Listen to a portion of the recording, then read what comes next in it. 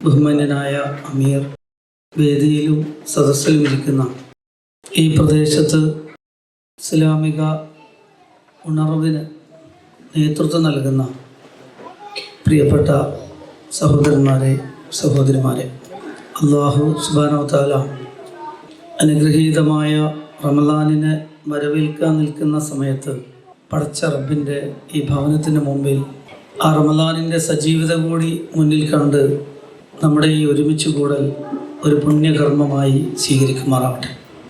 ഒപ്പം ഈ ഭവനത്തിനും ഈ ഭവനത്തിലൂടെ ഈ സമൂഹത്തിലുണ്ടാകുന്ന ഉണർവിനും കാരണക്കാരായി തീർന്ന നമ്മളിൽ നിന്ന് വിട പറഞ്ഞു പോയവരും ഇപ്പോഴും ഈ മസ്ജിദിന് വേണ്ടിയും മറ്റു ദീനീ കാര്യങ്ങൾക്ക് വേണ്ടിയും നേതൃത്വം കൊടുക്കുന്നവരും അവരിൽ നിന്നൊക്കെ നമ്മളിൽ നിന്നെല്ലാം പടച്ച റബ്ബ് ഇതൊരു സൽക്കർമ്മമായി, നാളെ ഈ നാടിൻ്റെ നിലക്കാത്ത വെളിച്ചമായി, അത് പ്രതിഫലാർഹമായ ഒരു കർമ്മമായി സ്വീകരിക്കുമാറാവട്ടെ. ബഹുമാന്യനായ അമീർ പറഞ്ഞിട്ടുള്ള കാര്യങ്ങൾ അതതിൻ്റെ ആ പൂർണ്ണതയോടുകൂടി നിങ്ങളുടെ ഓർമ്മകളിൽ നിൽക്കുന്നതിന് വേണ്ടി അതിന് ഭംഗം വരുന്ന വിധത്തിൽ ഞാനൊന്നും ഇവിടെ പറയുന്നില്ല, സംസാരിക്കുന്നില്ല. പക്ഷേ ഇവിടെ വന്നപ്പോൾ നിങ്ങളിൽ പലരെയും കണ്ടപ്പോൾ, ചിലരെ കാണാതിരുന്നപ്പോൾ തീർച്ചയായിട്ടും അത് എൻ്റെ മനസ്സിൽ ഒരു സമ്മിശ്ര വികാരത്തോടു കൂടിയാണ് ഞാനിവിടെ നിൽക്കേണ്ടി വരുന്നത്. പലതും എന്നെ സന്തോഷിപ്പിക്കുന്നു, പലരെയും വീണ്ടും കാണാൻ പറ്റിയതിലുള്ള സന്തോഷം. പക്ഷേ ചിലരെ നിങ്ങൾക്കിടയിൽ കാണാതിരിക്കുമ്പോഴുള്ള മനപ്രയാസവും ഞാൻ അനുഭവിക്കുന്നുണ്ട്. നിങ്ങളിൽ ചിലർക്കെങ്കിലും അറിയും, ഞാൻ എൻ്റെ ഒരു 24-ാമത്തെ വയസ്സിൽ വിവാഹിതനാകുന്നതിന് മുമ്പ് ഇവിടെ വരികയും ഏകദേശം ഒരു 3.5-4 വർഷത്തോളം ഈ പ്രദേശത്ത്, ഇവിടെ മാത്രമല്ല തളി, ദേശമംഗലം, ചേലക്കര, മങ്ങാട്, റെയിൽവേ സ്റ്റേഷൻ പരിസരം, മാരാത്തുകുന്ന്, പരുത്തിപ്ര, ഇങ്ങനെയുള്ള ഈ പരിസര പ്രദേശങ്ങളിൽ ഞാൻ വരുന്ന കാലത്ത് ദേശമംഗലം, തളി ഭാഗത്തൊക്കെ എല്ലാ വീടുകൾക്ക് മുമ്പിലും ചെറിയ ഷെഡ് കെട്ടിയിട്ടായിരുന്നു എല്ലാവരും താമസിച്ചിരുന്നത്. നിങ്ങൾക്കത് ഓർമ്മയുണ്ടാവും.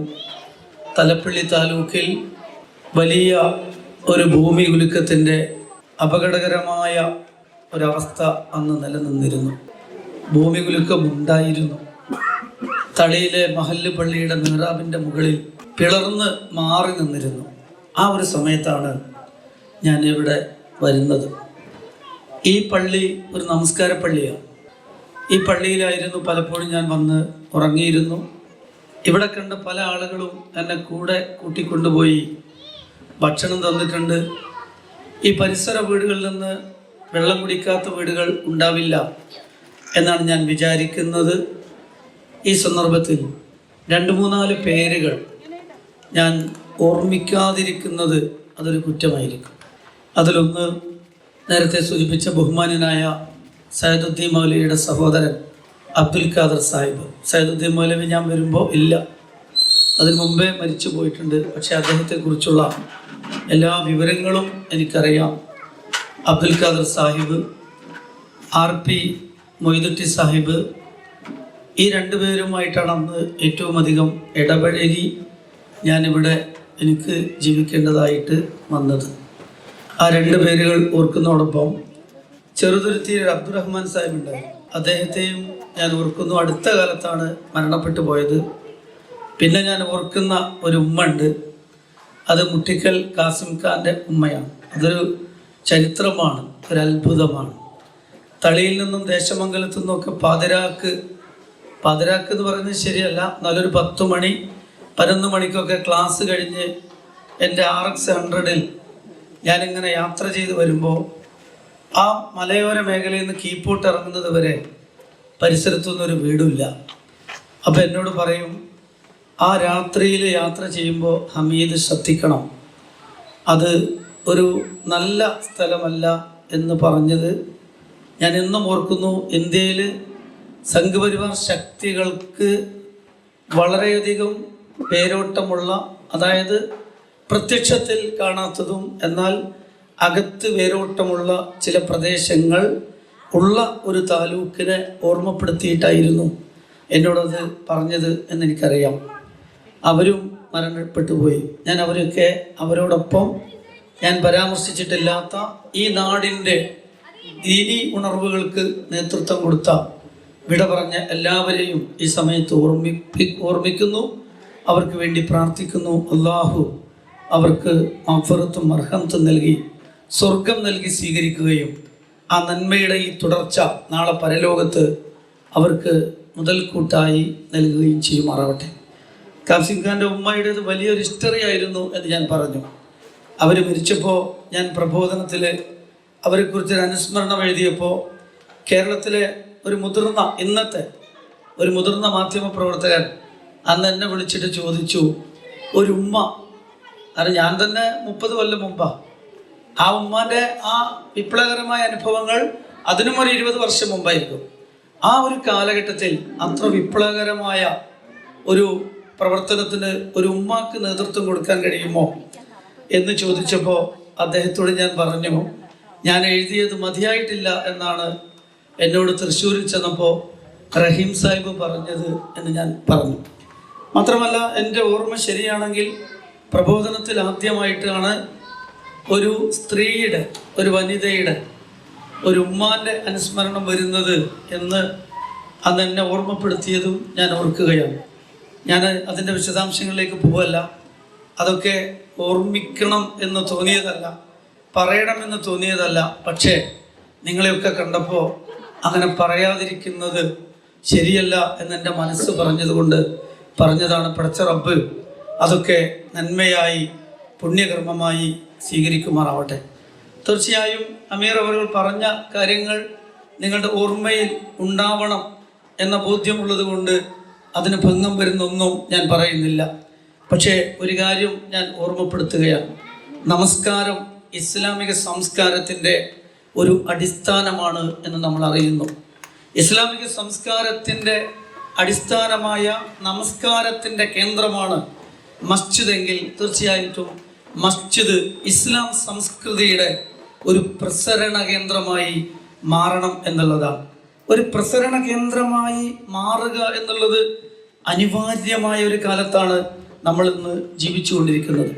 കൃത്യമായി ഒരു ഭരണകൂട പിൻബലത്തോടുകൂടി ഇസ്ലാമിക സമൂഹത്തെ എക്സ്ക്ലൂഷൻ, അതായത് പുറത്താക്കുക, ബഹിഷ്കരിക്കുക, അതായത് സാമൂഹ്യശാസ്ത്രം അനുസരിച്ച് മനുഷ്യരെ അടിമയാക്കുക എന്നതിനേക്കാളും അപകടകരവും ഭീകരവുമായ ഒരു ഭൂമിയിൽ നിന്ന് അവിടെ ജനിച്ചു വളർന്ന ഒരു ജനതയെ ബഹിഷ്കരിക്കുക, പുറത്താക്കുക എന്ന അത്യന്തം ഭീകരമായ ഒരു ജനോസൈഡ് പ്രോസസ്സിന് വേണ്ടി വെറുപ്പുൽപാദിപ്പിച്ച് നമ്മുടെ നാട്ടിൽ ജാതിയും മതവും ഇല്ലാതെ മുസ്ലിങ്ങളും ക്രിസ്ത്യാനികളും ഹിന്ദുക്കളും മതമുള്ളവരും മതമില്ലാത്തവരുമൊക്കെ തോളോട് തോൾ ചേർന്ന് അങ്ങോട്ടും ഇങ്ങോട്ടും സഹായിച്ച് സ്നേഹിച്ച് എന്തെങ്കിലും ഒരു ആവശ്യം വന്നാൽ പള്ളിയിലേക്ക് ഓടി വരാൻ മറ്റു സമുദായക്കാർക്ക് പറ്റും വിധമുള്ള ആ ഊഷ്മളമായ സൗഹൃദാന്തരീക്ഷത്തിൽ വെറുപ്പിൻ്റെ കത്രിക വെച്ചിട്ട് ഈ വർഗീയതയും വംശീയതയും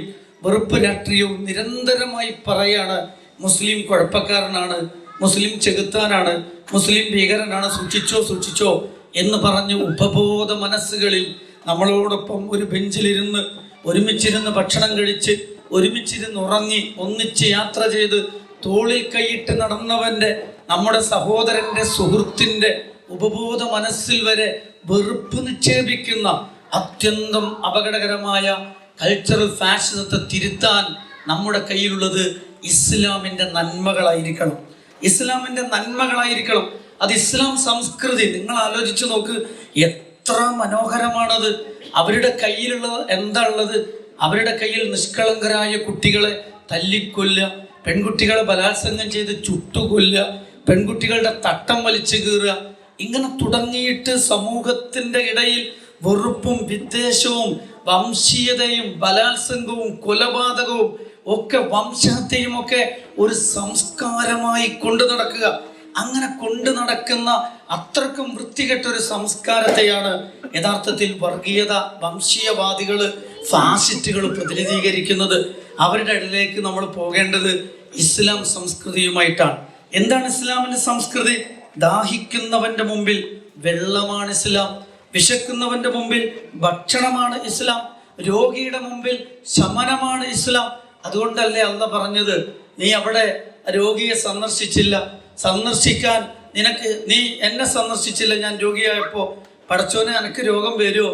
അല്ല, എൻ്റെ നാട്ടിൽ, നിന്റെ നാട്ടിൽ ഇന്നാലിന്ന എൻ്റെ അടിമക്ക് രോഗം വന്നപ്പോ നീ സന്ദർശിച്ചില്ല. സന്ദർശിച്ചിരുന്നെങ്കിൽ നിനക്ക് എന്നെ അവിടെ കാണാമായിരുന്നു, നിനക്ക് അതിൻ്റെ പ്രതിഫലം ഇവിടെ കിട്ടുമായിരുന്നു. ഇങ്ങനെ ഇതാണ് ഇസ്ലാമിൻ സംസ്കൃതി.